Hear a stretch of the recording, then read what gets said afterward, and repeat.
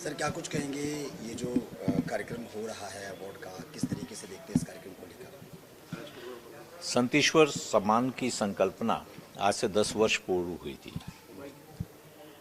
सुदूर भारत में निस्वार्थ भाव से सेवा कार्यों में जुटे हुए विभूतियों को, जिनको किसी सम्मान की आशा भी नहीं है, अपेक्षा भी नहीं है, इच्छाएं भी नहीं हैं, वो तो निस्वार्थ भाव से अपने सेवा कार्यों में जुटे हुए हैं। उनके मन में कहीं कोई लोभ लालच नहीं है, तो उनको दिल्ली के मंच पे लाना और सम्मानित करना, और इन दिल्ली वालों को, हम सब लोगों को, ऐसे भी लोग हैं इस धरा पर जो निस्वार्थ भाव से बिना प्रचार प्रसार के लालच के सेवा कार्य कर रहे हैं, ये संदेश पहुंचाना, इस उद्देश्य से संत ईश्वर सम्मान की स्थापना 10 वर्ष पूर्व हुई थी। 10वां वर्ष है ये।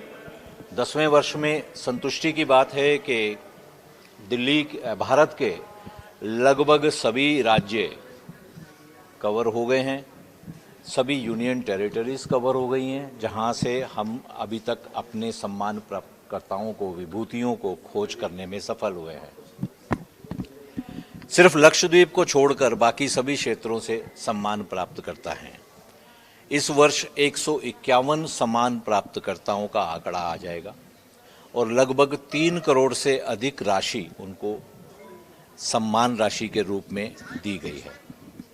4 श्रेणियों में सम्मान दिए जाते हैं: महिला बाल विकास,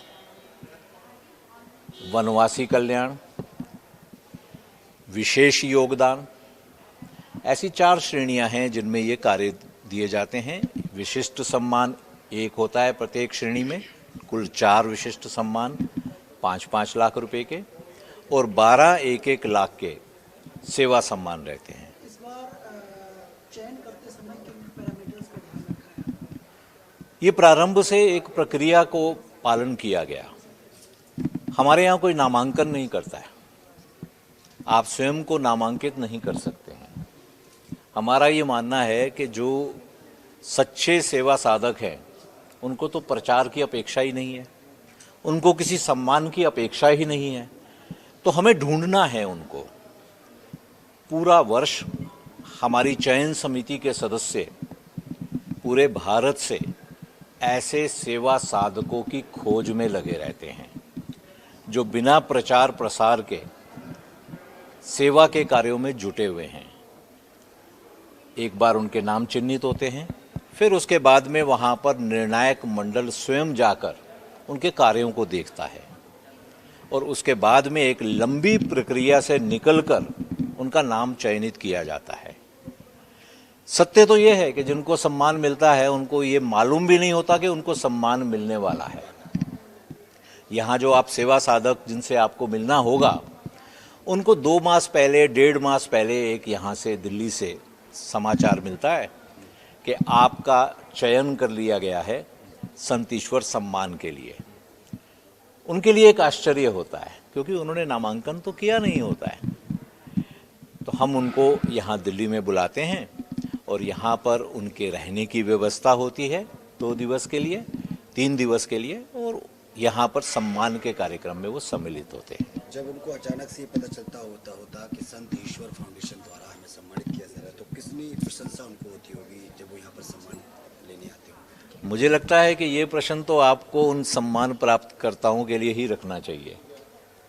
पर ये तो सत्य है कि जब एक साधक एक सेवा में जुटा हुआ है और उसको किसी सम्मान की आकांक्षा नहीं है पर उसको सम्मान मिलता है, तो एक खुशी तो होती है, मन में एक विश्वास तो होता है कि मैं सेवा कार्य कर रहा हूँ, उस सेवा कार्य को रिकग्निशन मिल रही है, एक संतुष्टि तो मिलती है। पर उस सबसे ऊपर उनको सम्मानित करके जो हमें संतुष्टि मिलती है, जो हमें सम्मान की अनुभूति मिलती है, वो अपने आप में विशिष्ट है।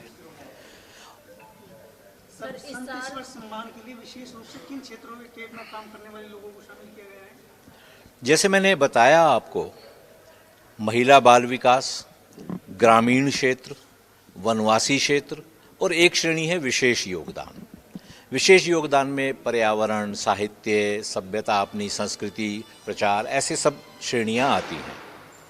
और इस सब के साथ में एक विशेष सम्मान भी होता है, जो हम कुछ एक ऐसी विभूतियों को देते हैं जो पहले से ही बहुत सब हम जिनको जानते हैं, पर हम ये नहीं जानते कि उनका एक सेवा कार्य भी इस सब के साथ चलता है। जैसे हमको उदाहरण देते हैं आपको, आज से 2 वर्ष पहले हमने भारतीय सेना की सियाचिन ब्रिगेड को विशेष सम्मान दिया था। हमें सेना की वीरता से हम सब भली भांति परिचित हैं, पर उस सब के साथ में सियाचिन ब्रिगेड ने एक विशेष कार्य किया था, वो ये कि सियाचिन की पहाड़ियों से कूड़े को साफ करने का, उनके उस विशेष सेवा कार्य के लिए उनको विशेष सम्मान दिया था। पिछले वर्ष ये सम्मान इसरो को मिला था। इसरो एक विशेष कार्य किया, उन्होंने एक जो 2 अभियान किए, जो चंद्रमा का अभियान था और मार्स का, दोनों अभियान के अंदर जो लीड कर रही थी वो महिलाएं थी, तो उन महिलाओं को सम्मानित किया। इसी तरह से इस वर्ष भी 2 विशेष सम्मान रहने वाले हैं। एक विशेष सम्मान है जो हम आवा को दे रहे हैं, आर्मी वाइफ्स वेलफेयर एसोसिएशन। हम सब आर्मी की वीरता से परिचित हैं, पर हमें शायद बहुतों को ये ज्ञात नहीं है कि जो आर्मी ऑफिसर्स हैं, जो सिपाही हैं, उनकी धर्मपत्नियां भी उनके साथ में उतनी ही अटलता से सेवा कार्यों को करती हैं। उसके लिए एक संस्था बनी हुई है जिसको स्वयं आर्मी जनरल की श्रीमती जी चलाती हैं, उसका नाम है आवा। उस एसोसिएशंस के द्वारा, उस संस्था के द्वारा जो सेवा कार्य किए जा रहे हैं, उस कारणों के लिए, उन कार्यों के लिए कल यहाँ पर उनको विशेष सम्मान दिया जाएगा। स्वयं आर्मी जनरल की धर्मपत्नी यहाँ उपस्थित होंगी उस सम्मान को लेने के लिए। और एक दूसरा सम्मान, विशेष सम्मान दिया जा रहा है कल नेत्र कुंभ को। महाकुंभ में हम सब लोग गए होंगे। महाकुंभ में इस वर्ष एक विशेष कार्य चला है जिसको नेत्र कुंभ कहते हैं। जो गांव के लोग वहाँ पर आए थे महाकुंभ में स्नान करने के लिए, तीर्थ करने के लिए, वो सुबह नेत्र कुंभ में आते थे, आकर उनकी आई टेस्टिंग होती थी, और शाम के समय जब वो स्नान करके वापस जा रहे होते थे उनको बना बनाया चश्मा मिल जाता था। ऐसी पूरी अत्याधुनिक सुविधाओं के साथ लगभग 100-150 आई स्पेशलिस्ट डॉक्टर्स के साथ पूरी फैक्ट्री वहाँ लगा दी गई थी चश्मों की। और उसके बाद जिनको और बाकी सुविधाएं चाहिए थी, किसी को मोतियाबिंद है, किसी को कोई और समस्या है आँख की, तो उसका इलाज बाद में होगा, ऐसी व्यवस्थाएं की। ऐसे नेत्र कुंभ को विशेष सम्मान मिल रहा है।